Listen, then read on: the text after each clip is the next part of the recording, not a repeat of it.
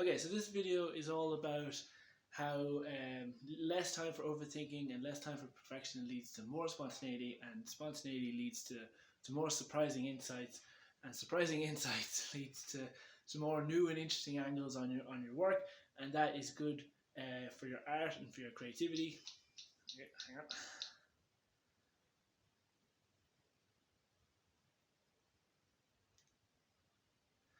Okay, in essence, this video is all about spontaneity leading to more interesting insights. Interesting insights giving you better and more interesting angles on your...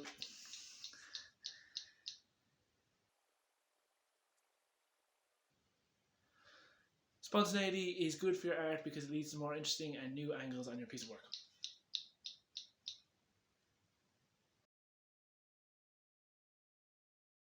In her book, Making Comics, Lynda Barry suggests and recommends a number of different exercises.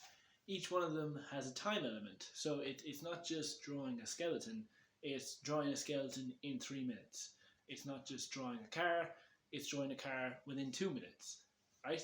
And in one particular exercise on page 77, we have her recommending to draw a cat in less and less time. So you can see here, draw a cat in 60 seconds, 45, 30, 20, 10, and 5. And on the flip side of the page, you can see a student had 9 variations. They drew Batman in 60 seconds, 50, 40, all the way down to 5 seconds.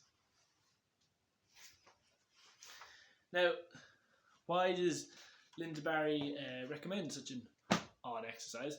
And I think giving you less and less time leads to less time for overthinking, less room for perfectionism to creep in, and more opportunities for spontaneous drawing to happen.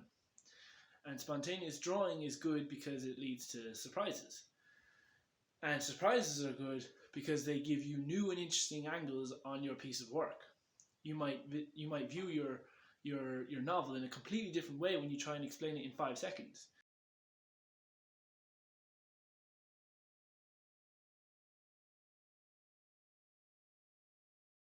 For example, I did the Lynda Barry's less and less time exercise, draw a cat in less and less time, and here are my drawings.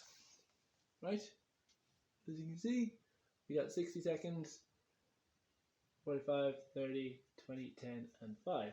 Now what I noticed is that I always started with the face. I always started with the head, ears first, and then the whiskers.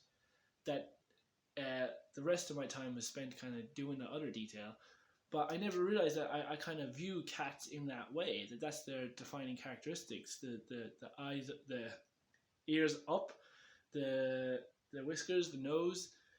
I never thought of it that way. I never thought that if I had to distill the animal down into one defining characteristic, it would be that. That was a surprising revelation to me. And that for if I were to do cat drawings in the future, maybe that's what I would only focus on, just the head. An interesting revelation I never would have properly thought of if I hadn't done Lynda Barry's exercise.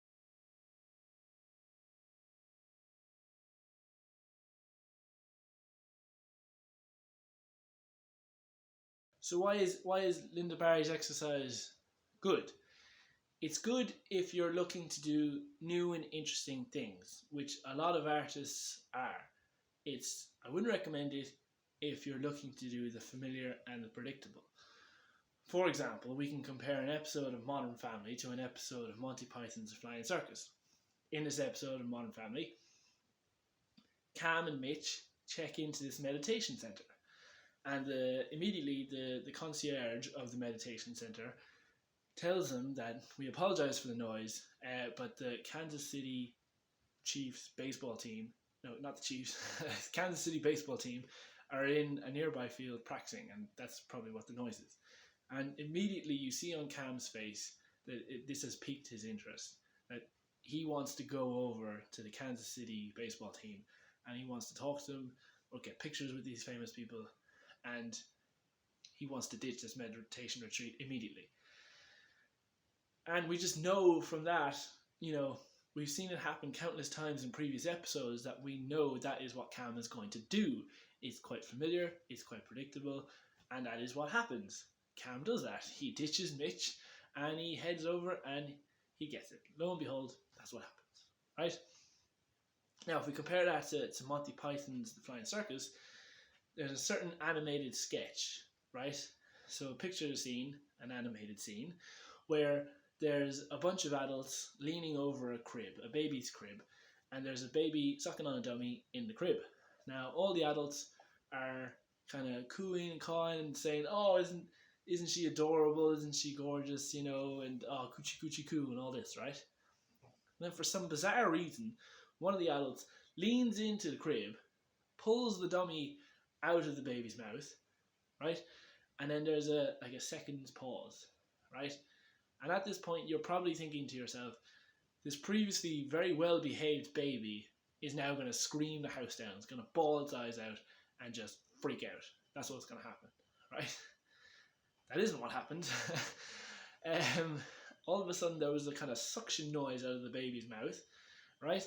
And then all of a sudden, all the adults in the room were sucked into the baby. Sucked into the baby's mouth. Like some kind of weird, perverse vacuum cleaner that hoovered up all the adults in the room. Safe to say, I did not see that coming, right? That was a really interesting, unexpected take, you know? And I think the gap between the expectation and what happened was where the comedy was. And that's where Monty Python kind of earned their art, their craft and their art. So I think this Lynda Barry exercise lends itself more to the Monty Python new and interesting takes, and is not something to do if you're going for the kind of familiar, predictable Modern Family route.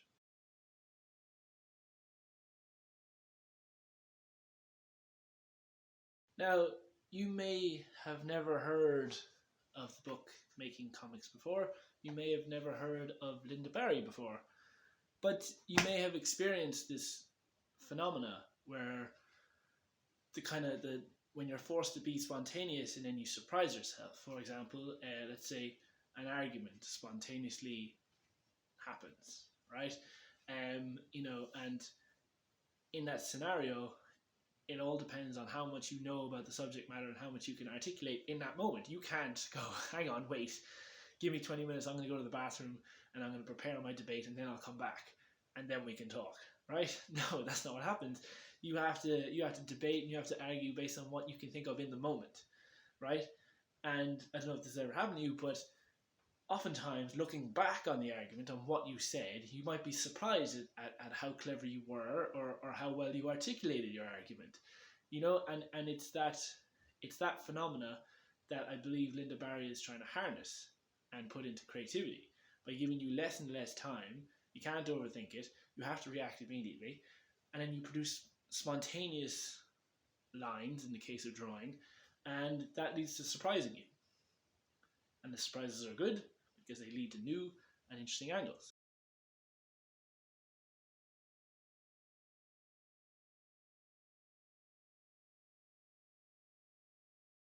Now I'm not saying that. Now I'm not recommending that you write your novels in 5 minutes or you do your paintings in 5 seconds. I don't think that would lead to great work. But if you are looking to do new and interesting art, this exercise as a kind of exploration exercise, not viewed as the final draft exercise, but something to do in your spare time, something to bat around with and experiment with. This exercise, this Lynda Barry exercise, less and less time, is a great thing to do if you're looking to be new and interesting. If you're a cover band and you're looking to play the notes exactly as they are written, then you can probably leave this one out. But this, I find, is a really interesting exercise that I hope helps and I hope leads to more new and interesting angles that you find on your work. Hope this helps.